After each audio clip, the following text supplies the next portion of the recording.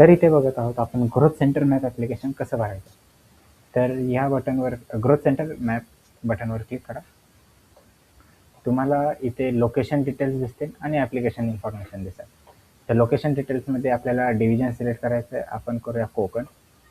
डिस्ट्रिक्टमध्ये करूया आपण पालघर. रिजनल प्लॅनमध्ये आपण करूया ठाणे पालघर रायगड रिजनल प्लॅन.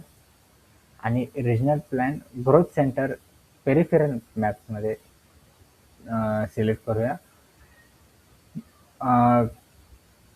वाडा मॅप. तर आता इथं आपल्याला दिसतील सँक्शन डेट, हे डाटा फेच होईल. तुमचा इथं डाटा फेच झालेला असेल. इथं डिक्लेरेशनमध्ये क्लिक करूया आणि प्रोसीड टू पेमेंटवर जाऊया.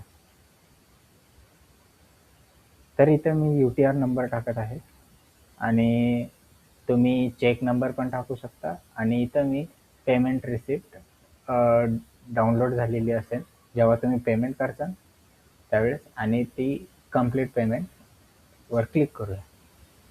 अशी स्क्रीन तुम्हाला दिसेल, म्हणजे तुमचं ॲप्लिकेशन सबमिट झालेलं असेल आणि तुम्ही क्लोज करू शकता.